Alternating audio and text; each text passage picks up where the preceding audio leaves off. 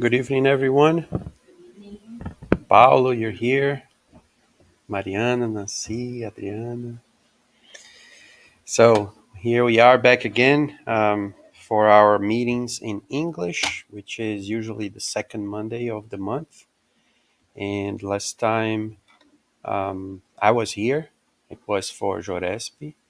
We had our last talk about the topic of Jorespi, which was in search of balance. But today we come back to our regular study of the Gospel according to Spiritism.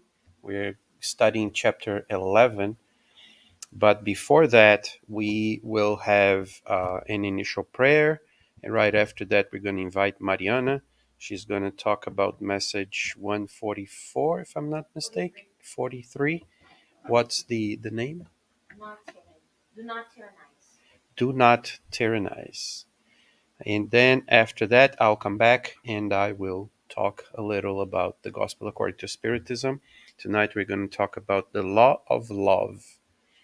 And so, as I said, before that, let's do an initial prayer so that we can focus even more on the good thoughts of the good spirits that are surrounding us. But most of all, thinking about our dear friend and Master Jesus, and also thinking about God, our Father, Mother, our Creator, the one that gave us life, that gives us life, and that provides for us every single day of our lives. By thinking of His love and being grateful for everything that we've been receiving, trying to understand what His love means for all of us, not only the ones who are here incarnated at this time, but also to all the good spirits and to all the spirits who are discarnated, helping us understand this law of love that makes us tick, that makes us move forward, that makes us want to be better people. So tonight, dear God, may you help us open up our minds, open up our hearts to really understand, but more than understand, to feel this love. That is the warmth, that is the power that holds our lives, all our lives together. May this love of yours for all of us be within us now and for all eternity. So be it. So as I said, let's invite Mariana. She's going to read from Our Daily Bread.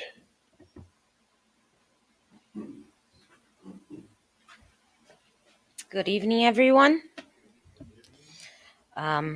So like Mackenzie said, our book is from the lecture today is from Our Daily Bread, written by Chico Xavier, from the Spirit Emmanuel, chapter 143, and the title says, "Do not tyrannize." And Emmanuel brings this to us. With many such parables, he spoke the word to them according to what they could understand. And that's written in Mark 4:33. And Emmanuel says this: Every now and then We encounter preachers who are strict and demanding in the dissemination of the evangelical teachings. Such an anomaly is not seen only in the general aspects of preaching per se. In personal circles, it is common to see stern and jealous individuals desperately demanding their friends and acquaintances to espouse the religious principles that they themselves have embraced. Heated arguments ensue, promoting poisonous bitterness. Beautiful expressions of love are shaken at their foundations by unwearied offenses.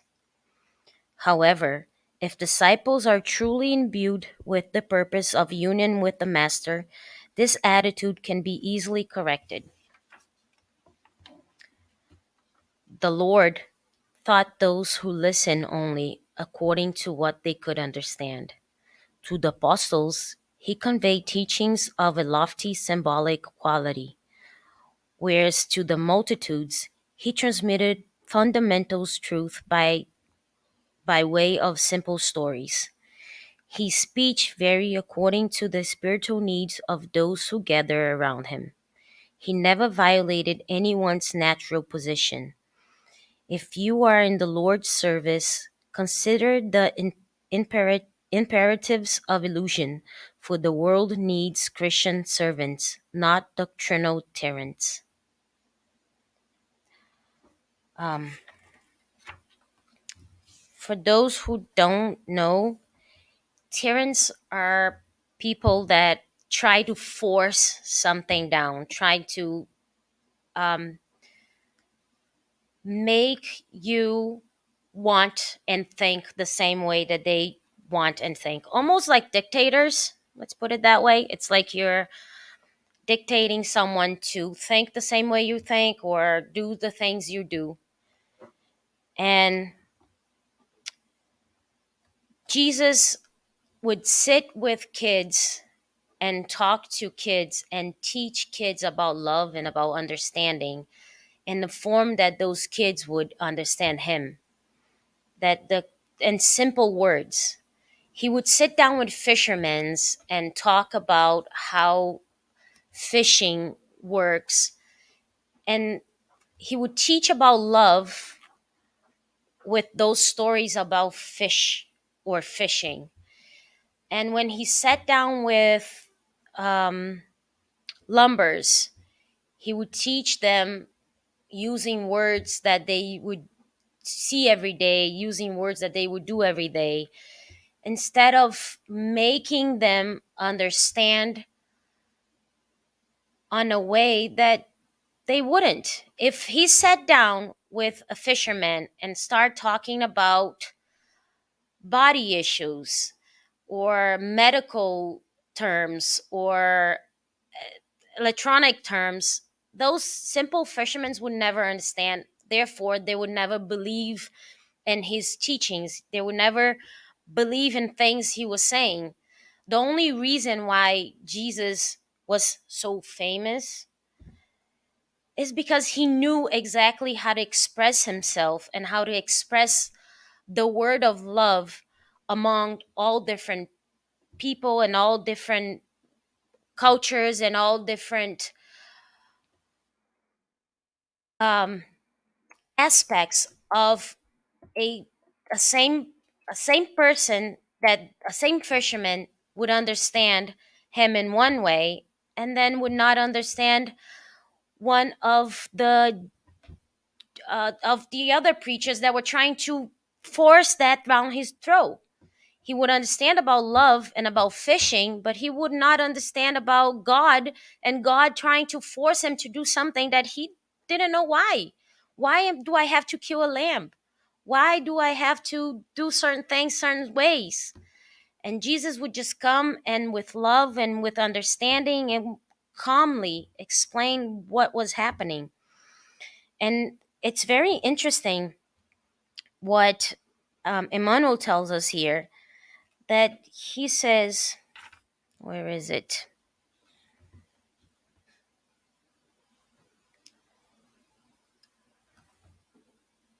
He speak very according to the spiritual need of those who gather around him. My time is not your time. The disciples' time was not anyone else's time. Each one of us, each individual has its own time, has its own meanings, and it doesn't matter when your time comes, it will come. I cannot try to force something down your throat. It's not up to me, and it's not up to anyone. It's when it's your turn to understand and it's your turn to pursue, and God will always be ready for you. Jesus will always have those teachings. It's just a matter of when is your turn to understand. We were just talking about this actually, and when it's your turn, it's your turn. And no matter who's trying to force you, who's trying to push you down, who's trying to make you believe on their same beliefs, you will believe on what you have to believe when it's time for you to believe. We all come from different grounds, we all come from different cultures, we all have different aspects of life. My life went on a different way that your life went, and we all have a different understanding of what is written, and even what it's saying here. I may have understood this way, but it doesn't matter if you didn't, because this is how I understood, and I cannot force you to have the same opinion that I did. This is what the saying. Let us teach, but not force it down. Let us spread the word of love, the word of Jesus, and let's not force it. Let's not make you believe on the same way that I believe or think the same way that I think. That's why we're all different individuals. This is how God created us all different from each other. Let's respect that. This lesson is more about respect than anything else. So let's just respect each other, I guess. Show some love and respect. Thank you very much.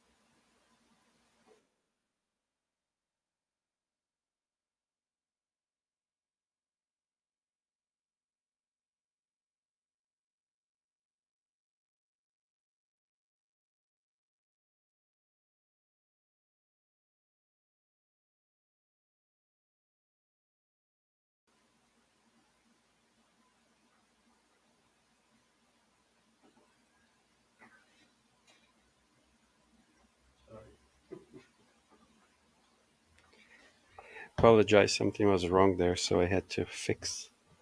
So, as I said in the beginning, thank you, Mariana, for the message. Do not tyrannize. It's really interesting. Um, we're going to talk tonight about the law of love, which is in these items of the Gospel according to Spiritism. Chapter 11, which is love your neighbor as yourself. This is one of the translations of the book. There are different covers and different translations from French. This one is from Odyssey of America. It's a first edition, or can't remember, but there are other editions with new translations. This one follows more of a English from the UK translation. There are some words that are we know the different spellings of the words, and but there are other ones which have different translations for, say, American English. But it's all understandable. We can all understand the reading. It's not complex or anything. It's more complex not to understand, but it's more complex to practice than to understand. Understanding is not that hard, but practicing, that's some other, that's another issue, which brings me to, actually, there's one sentence in these items that actually says that almost the exact word by word, and maybe we will get to that, hopefully. There are three items here, items 8, 9, and 10, as it's stated there, 8, 9, and 10.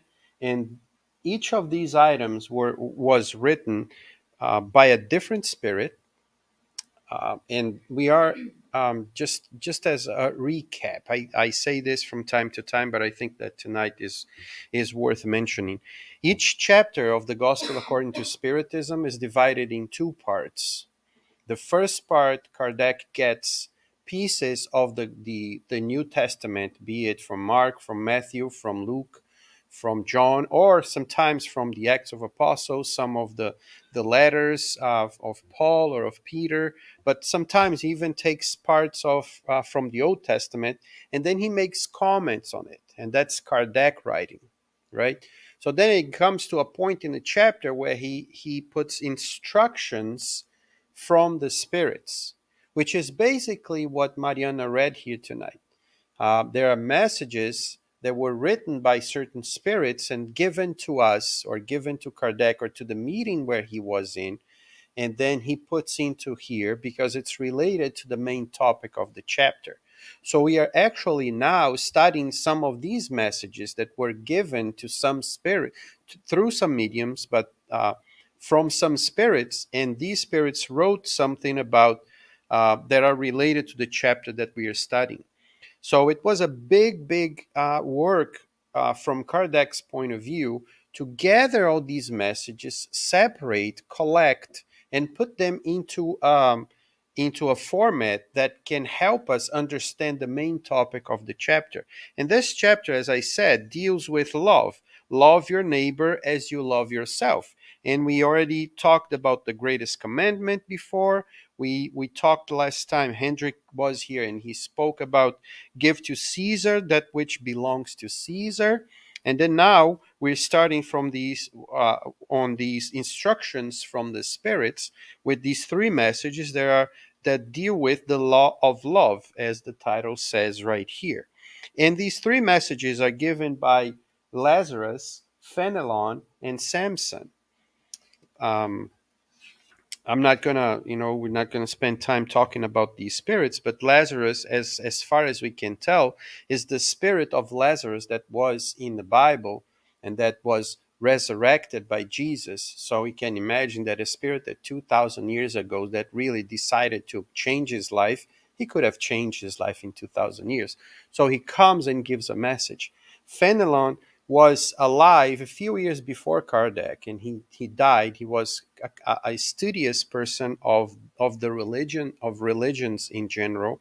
And then there's Samson, which is the last one, which was like me, or like Paul, or like Paulo, or like Mariana, was a person that was alive with Kardec. He was living with Kardec at the same Spiritist society that Kardec studied.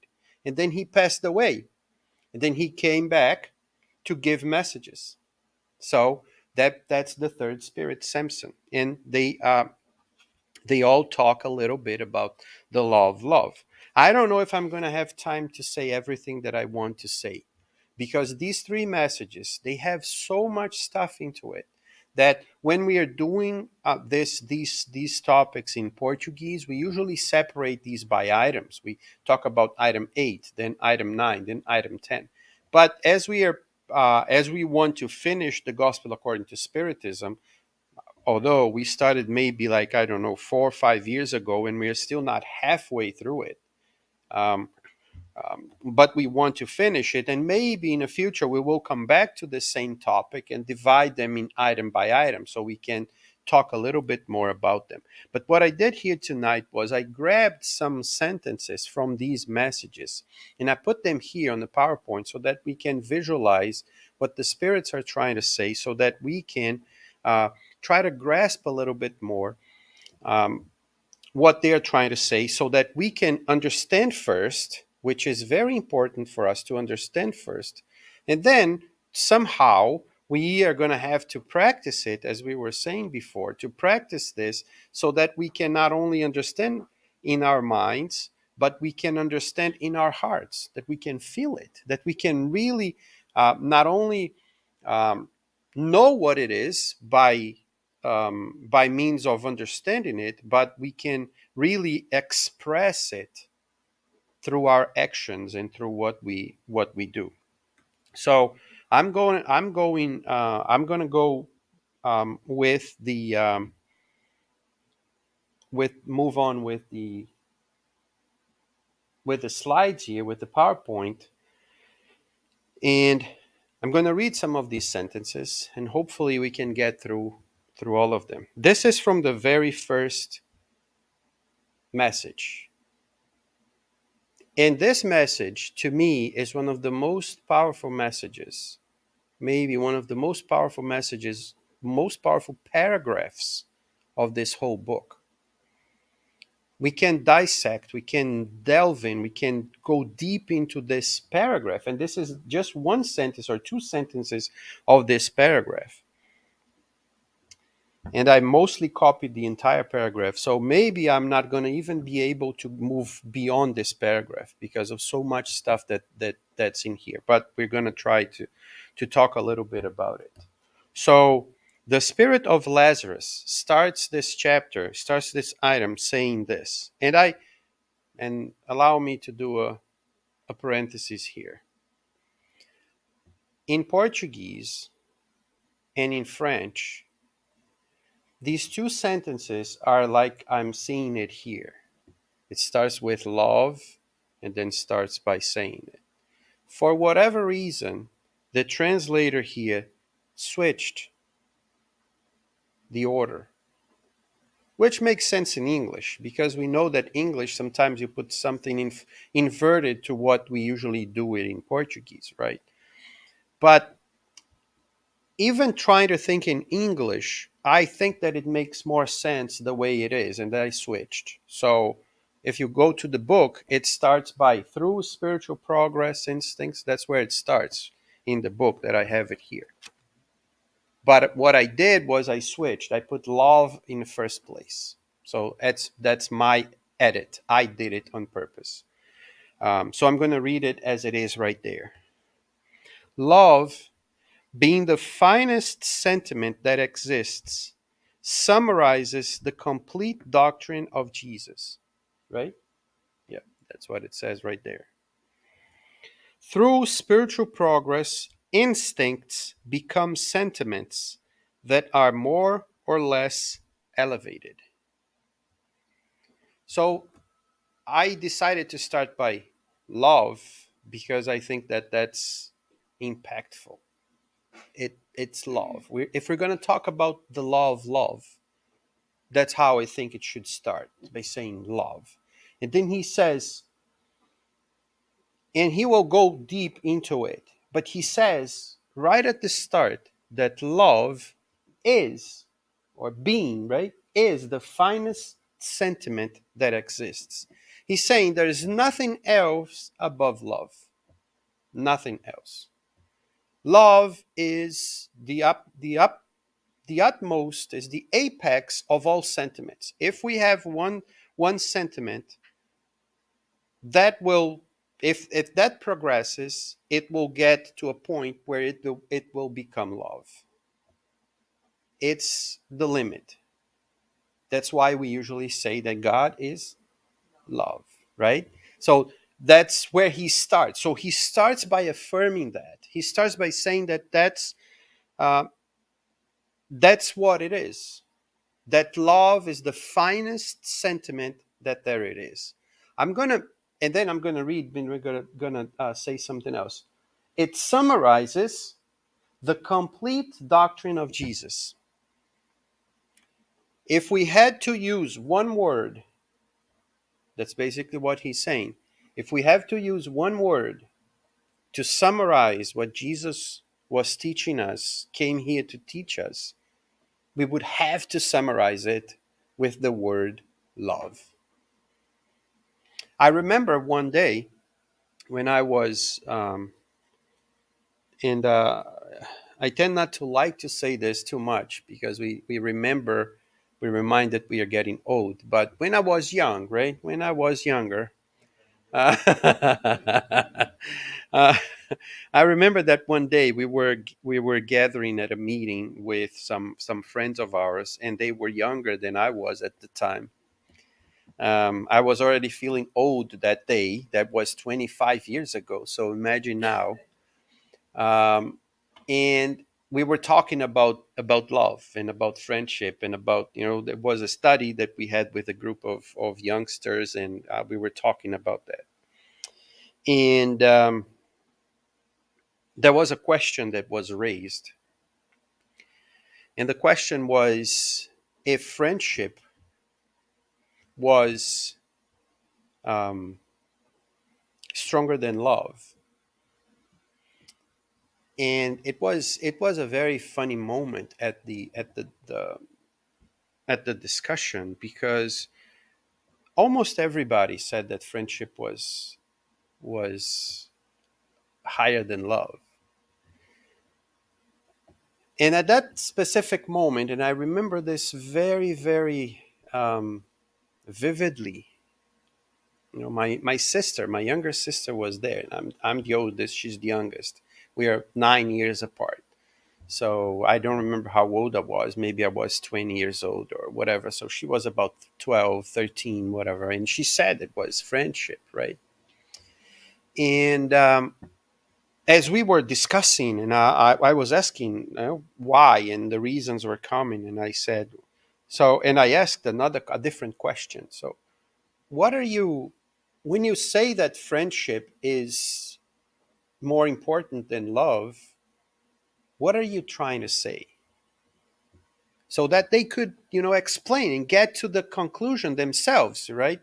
You, that's how I think I learned how to try to teach the best, is to let the others come to the conclusion instead of, like you were saying here, right? Instead of giving them whatever they need. No, you have to make them work a little bit at least, so that they can get to what they um, they will end up learning anyways. So said, I mean, and then one of them said, and I don't remember if it was my sister or not, but one of them said, but you see, if a couple is not there, if they're not friends, there will be no love. So they need to no friendship. Sometimes love ends and friendship remains. And I said, but isn't friendship love? And then all of a sudden you see in their eyes that they're all so confused, because they are thinking of the word love in a certain way. You and most of them, and most of us, when we are young, we think of this love. When we hear the word love, we think of love being passion. Basically, that's what it is. We think of love as being passion between a man and a woman and a woman, or a woman and a dog, or between, these kinds of feelings. And what about the love? And we say that one of the purest forms of love is the love of a dog for its owner, right? And what about a cat? So cats don't love? Because people say that cats and dogs love in such a different way. People who have cats, it's not it's completely different than people who has dogs. Because cats are so independent. Cats don't could care less about the owner. But could we say that cats don't love their so is it what is it love then? It is a very hard statement to make, and that's not what we came here to do because I'm not prepared to say what love is. Right? We can say what love is not, but saying what love is a much more complex statement. So at that specific moment, it hit everybody, and including me. And maybe I'm the only one who remembers this meeting. Maybe no one else was there remembers this, but I remember. At that moment, even I knowing that, even I, having that feeling, understanding physically what the difference between love and friendship is, that one is the other in different levels, and that passion is an even lower type of love.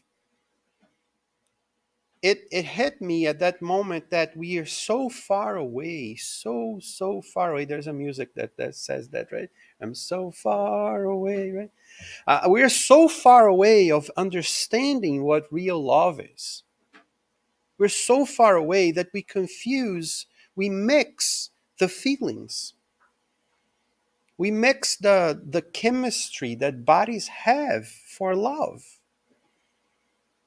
We mix having that feeling of longing of, oh, I remember that person, with love, and not necessarily it is. It can be like the beginning of it, but that's not only what it is. So when he says that love being the finest sentiment that exists, he's like shooting for the stars, for beyond the stars. He's going with love here in a way that we are not yet ready to understand. And although I'm not going to probably not going to get to the last slide, I'm going to do something that I never did here, but I'm going to do it now. Put it to the last slide. This will be brought about through fuller understanding of the maxim. We're not going to talk about what's before, but he says, love greatly so as to be greatly loved. That's Samson. That's the message, the third message. This item number 10. We are he comes explaining and talking about love, of course, and what we do, what we should do, what we should try to do. And he says we will be better people, we will be happier, we will be like in a paradisical situation, we will bring paradise to where we are the day when we have a fuller understanding of that maxim. We have a complete understanding of that maxim. What is the maxim? Love greatly, love beyond everything that you can, so as to be greatly loved, so that you are also loved. When we think about this in terms of what we are, how we are, who we are right now, being still proud, being still selfish, being cynical sometimes, we can look at this sentence and say, oh, so I'm going to do this so that I can expect being loved, because it can be read that way. It can be read that love the others, or love so greatly that you will be loved. Say, but that's why he says, be careful. That's not what I am saying. And you probably will not understand. Hopefully you will understand, but probably you will not. And he's talking about me. He's talking about us. Because if we still don't understand what love is, how can we understand to love greatly? And how can we understand love greatly so that you will be loved? So you see, it is a complex scenario that we live in because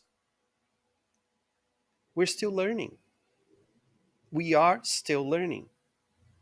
And because we are still learning, we have to strive to understand. We have to make the effort, to put the effort, to walk, to take the next step, to crawl the next step up.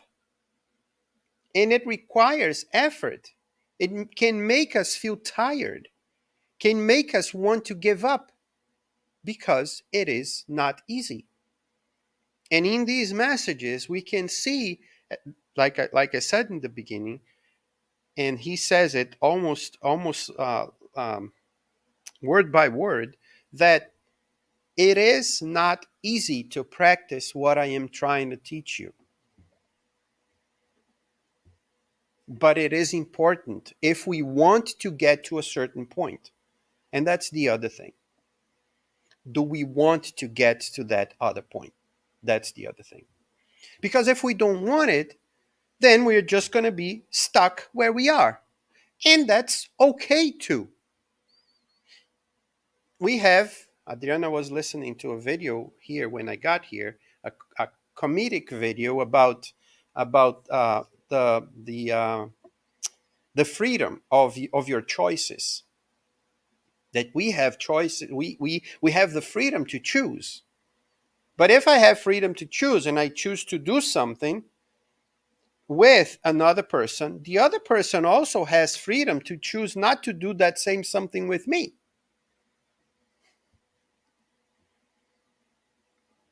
And we get frustrated sometimes because we want it to happen, but it doesn't depend only on me. It depends on everybody else that surrounds me. So love is one of these things that it we cannot expect the others to do. We have to do our part to the best that we can.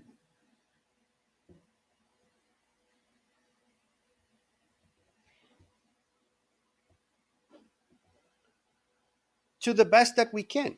And we can, like I said, if I want to get to a certain point, it might be easier to get there because everything starts with me wanting to get there. But it's not because I want to get somewhere that it's going to be easy. But if I don't want to get it, to get somewhere, the day I decide to want to, it will be as hard as it is now, or maybe harder. So, in our evolution, and that's the next sentence that he says here, we have instincts. That's what we get when we, for example, touch something hot, right? Then the hand automatically moves away from the hot source so that we don't get burned. So instinct is something that we don't control. It's something that's there, right? That through evolution or through whatever we want to call it is already there. Then on the other end, there's sentiments. So we can evolve from this to this. And there are stuff in between. Emotions are in between. Emotions are different than sentiments, right? A sentiment is something that I have, right? Or better, maybe that I am. Or it's kind of hard to explain it in English, but um, and emotions is something that's like instantaneous. It happens, it happens, it happens. But then we can have that for a very long time, and then one day we can transform one into another or evolve one into another, and we're going to still have emotions, but emotions are going to um, be elevated or subsided as quickly as I take conscious of, become I am conscious of that, and then I refrain it. For example, if I am scared, then I have like that emotion comes up, right? And then, but I can quickly say, oh, why am I scared? And then I, yeah, it is as if it comes from the outside, right? So we go from one to the other.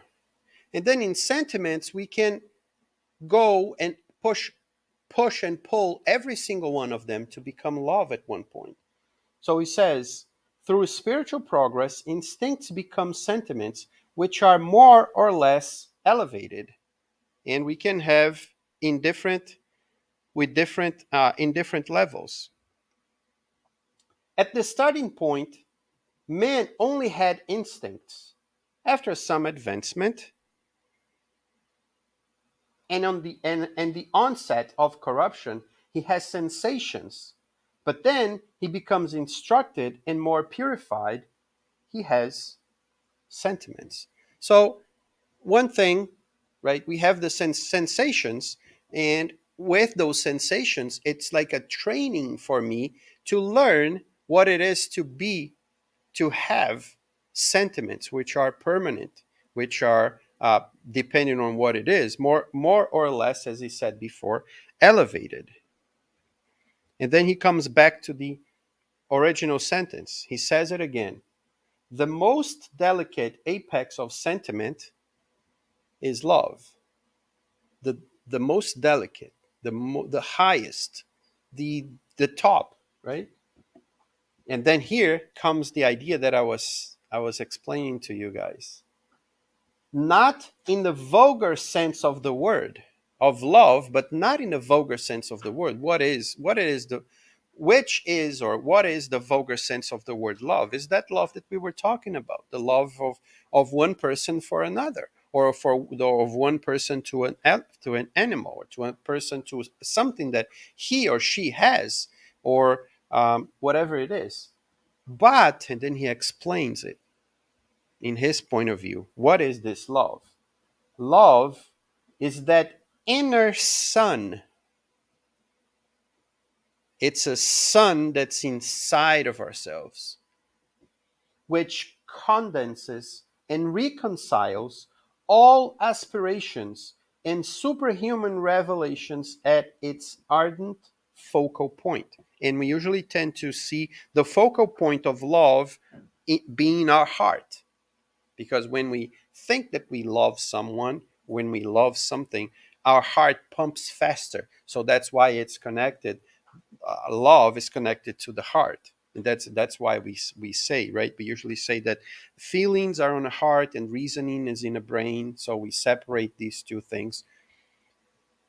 We we can clearly see, or I don't know if we can clearly see that, but we are one. We are one being. I am one being. So my feelings and my reasoning are inside of me. They don't have a position. They are me, or I am what I make of them. So it's just a representation that the feelings are inside the heart and the reasoning is inside the mind, but it's me.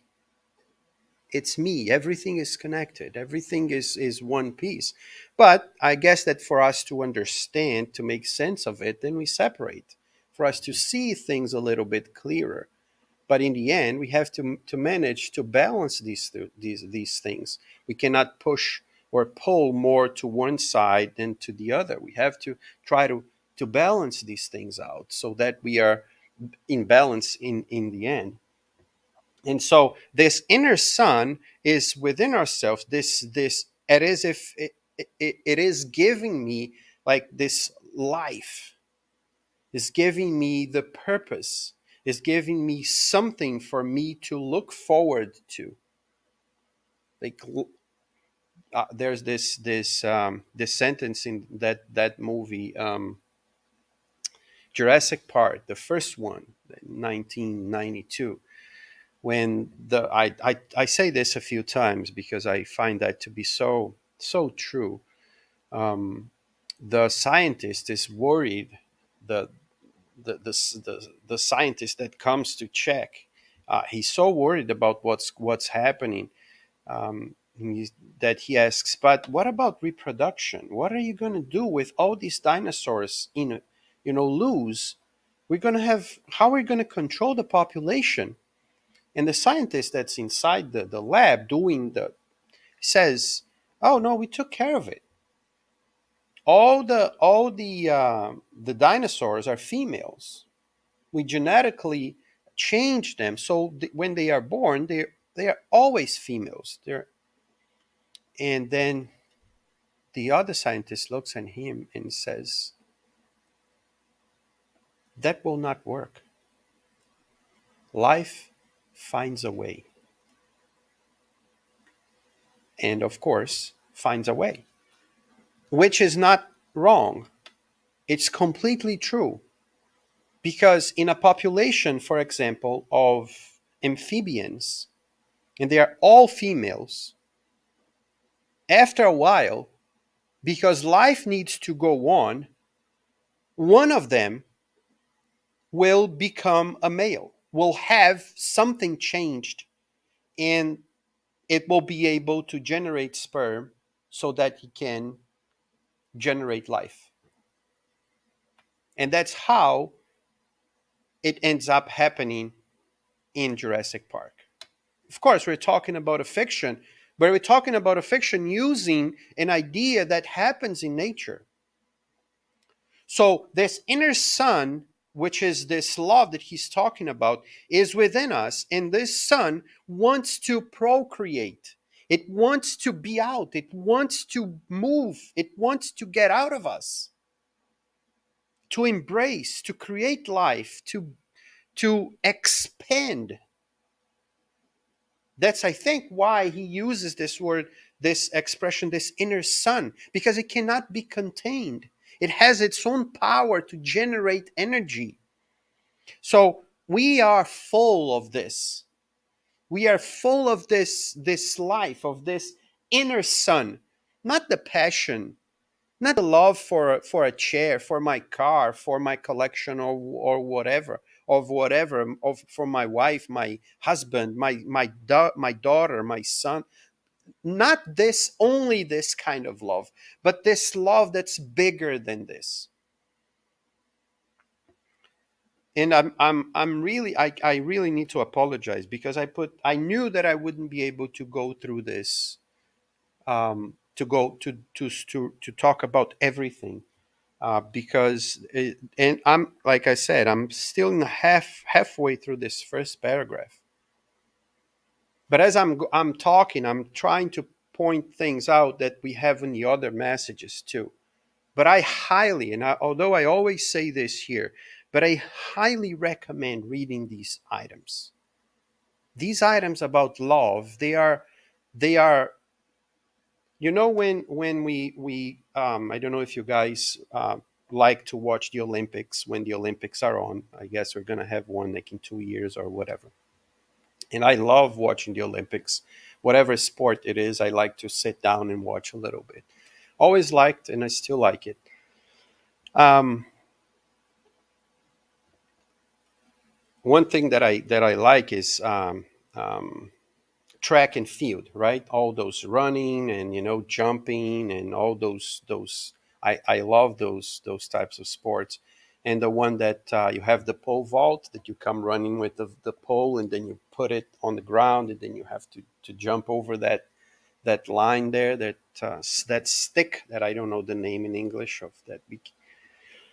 And once you pass one level, right, you have to, and in English, we say that expression on day to day, we have to raise the bar. So we raise the bar a little bit so that we can jump 1 more centimeter or 2 more centimeters, and we keep trying until the last one cannot jump.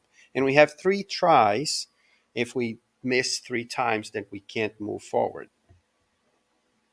These items here, when they talk about love, they are raising the bar.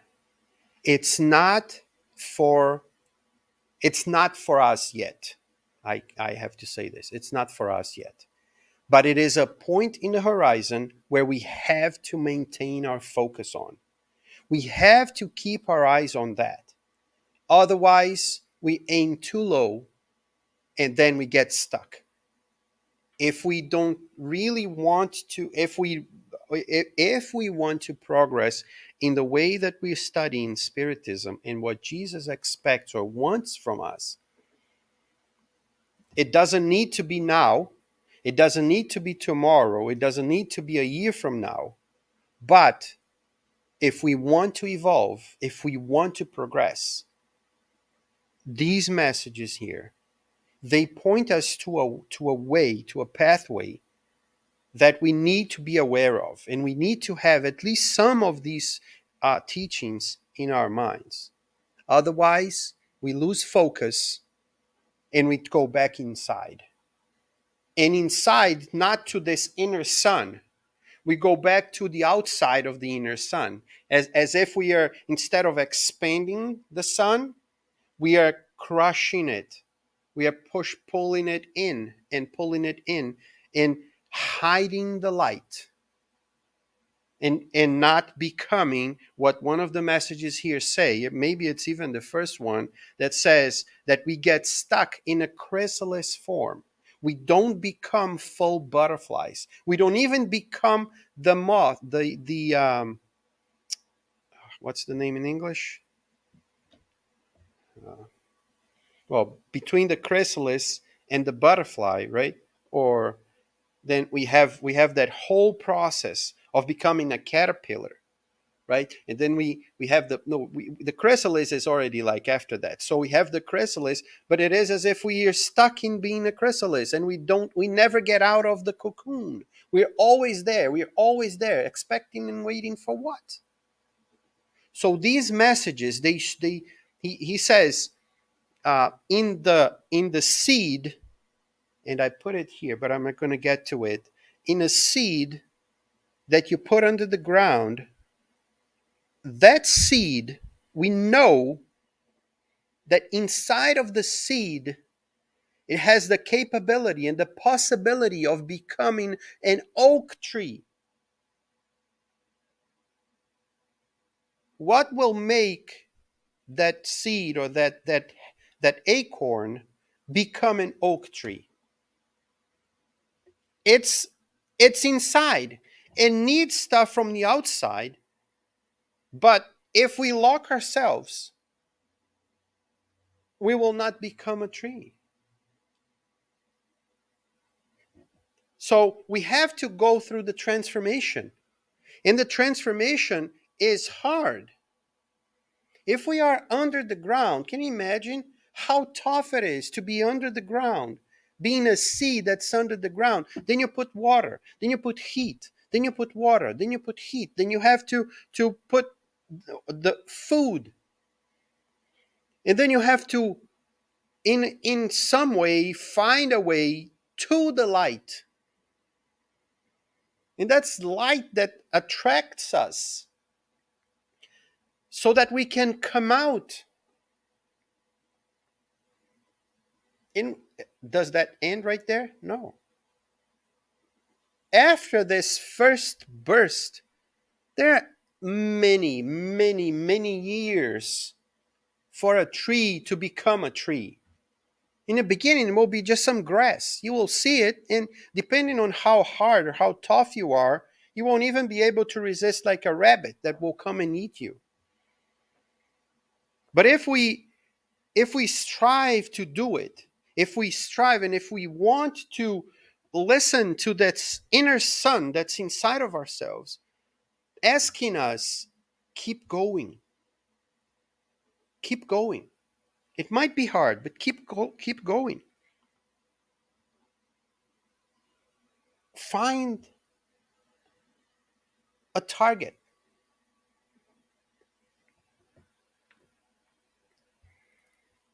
So that I can finish at least this first paragraph.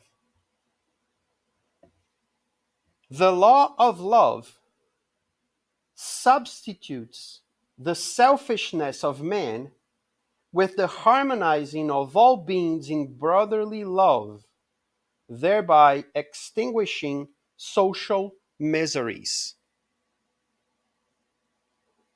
Look, we have to read this 10,000 times. And I'm totally serious. This is one of the things that's in the gospel according to Spiritism. And this is very hard. And I dare to say here that this is very hard not only to do, but this is very hard to understand and to agree with it, I have to say.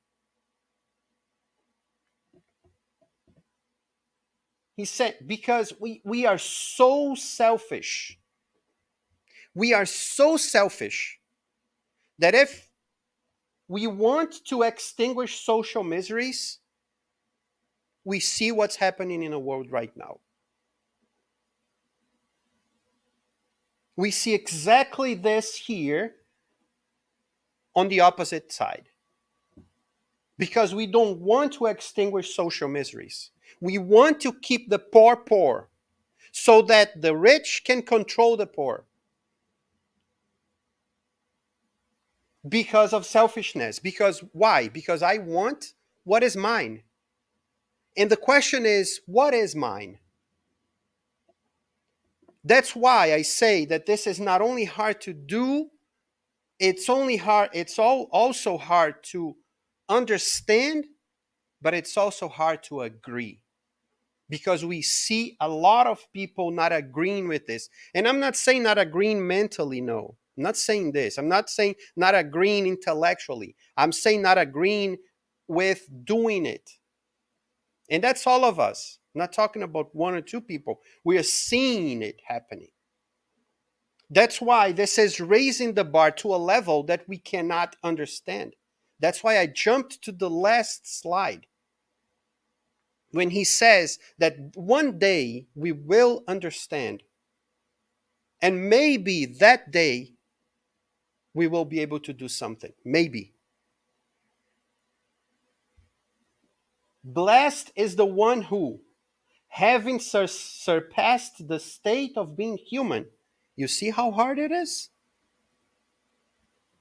Surpassed the state of being human. What does he want to say with this? That for us to have that kind of love, we are not going to be humans anymore. So, what it is to be human? Do we want not to be human? We probably will say, no, I still want to be human. Why?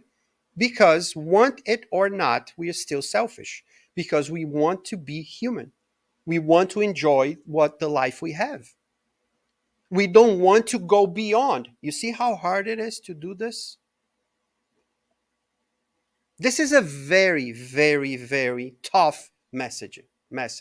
Very tough message. Blessed is the one who, having surpassed the state of being human, loves with an ample love all suffering fellow beings. Love with an ample love. It's not one pointy love.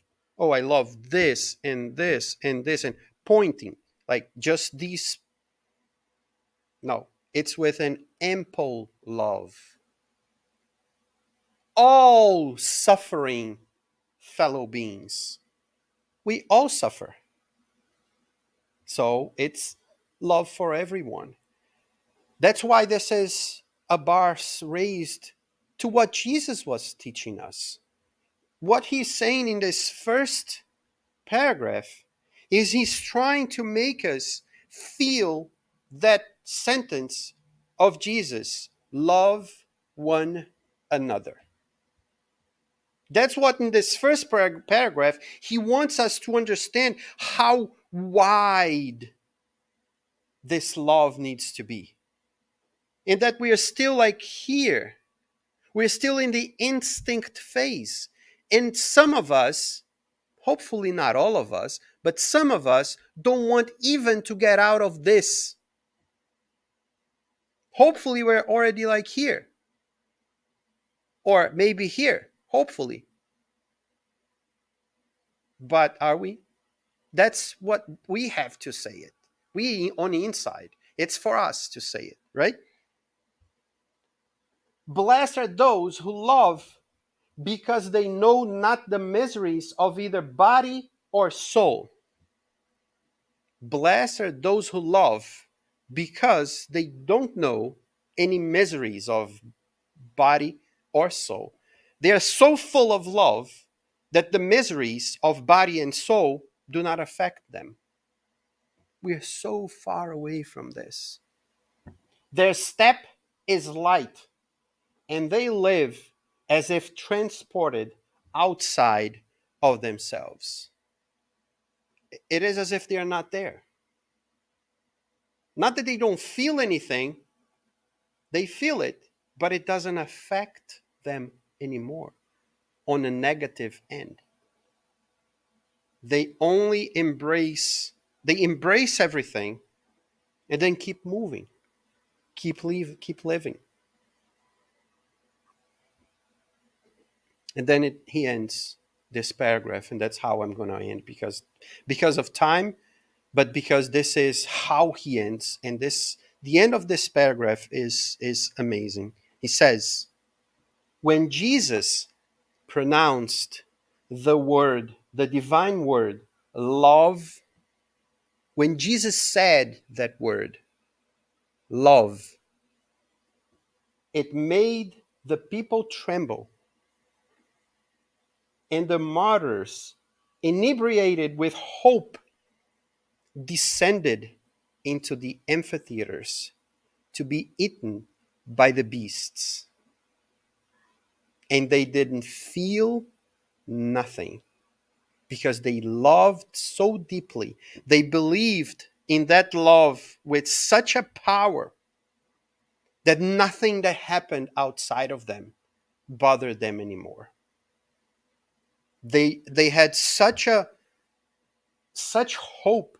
They were inebriated with hope. They had such faith. Love raised them so high that they just moved on. They just moved on. This is raising the bar. This is the very first paragraph of this message. Lazarus talks two more paragraphs. Then comes Fenelon and talks a few more paragraphs.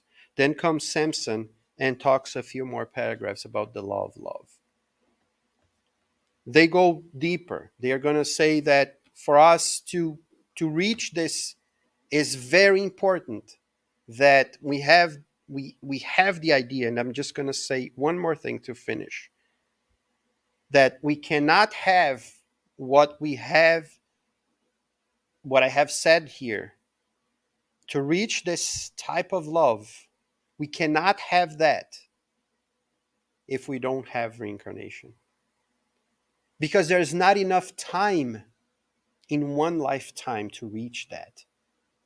But if we want to reach that one day, we have to walk towards it.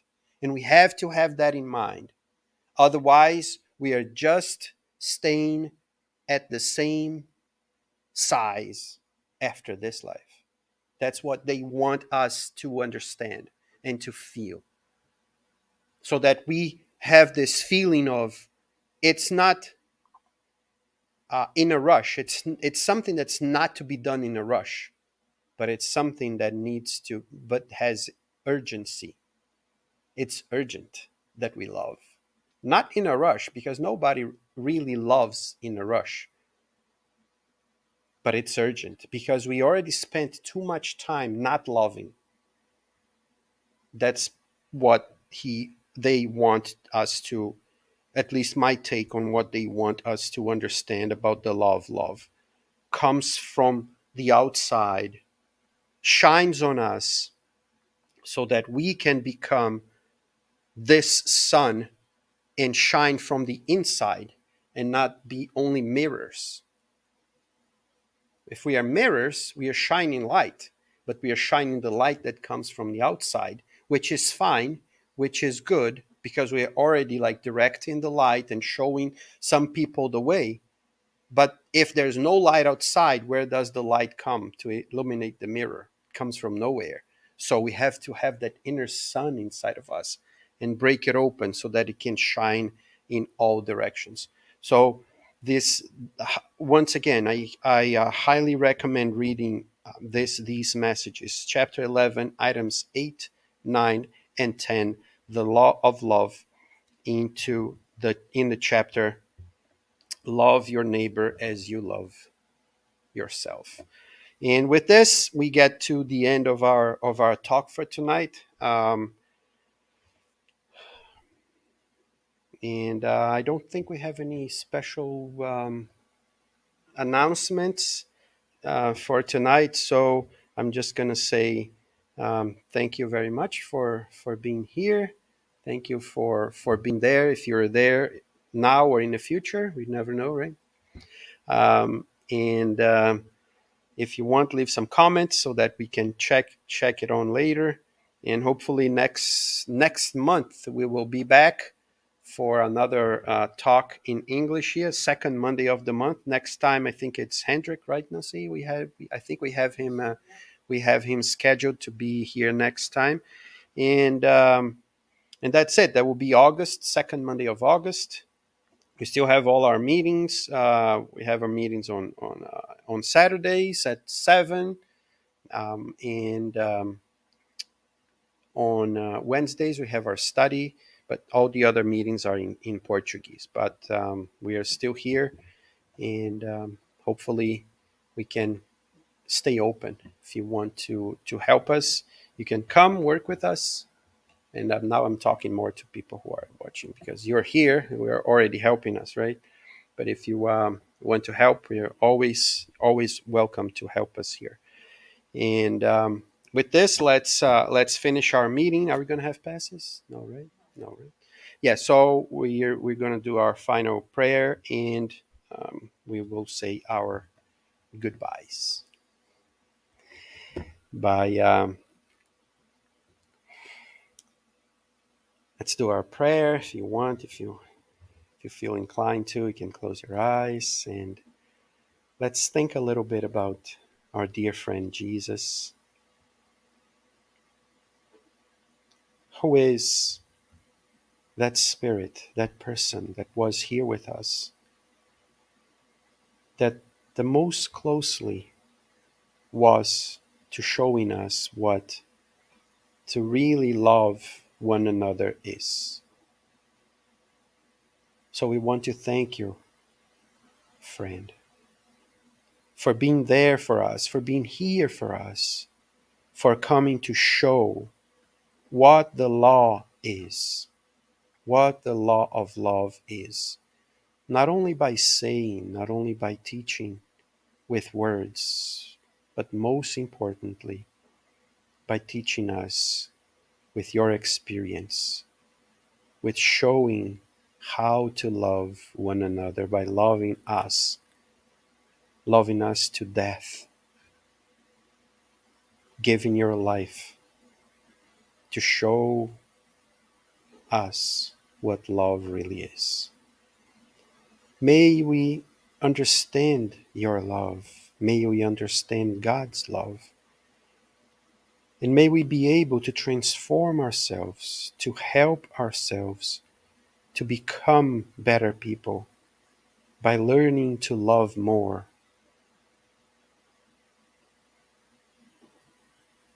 to say more, but most importantly, to do more. We ask that your love embrace us during our happy moments, but also during our struggles, so that either way, suffering or smiling, we always remember you, so that we come back into focus, so that we are not out of balance. Thank you for guiding us through our own darkness, helping us break the cover from our hearts that are so hardened by our bad choices, so that God's light can shine from within our hearts through our body to the world. But may also your love, your light, shine upon us every day, so that we can remember that even in the darkest days, in the darkest hours, you are always there, shining, waiting for us. Thank you, Jesus, and God bless us all. So be it. So, thank you once again. Hopefully, we will be back next month for the English meeting and next week for our regular meetings in Portuguese. Have a great week and see you soon.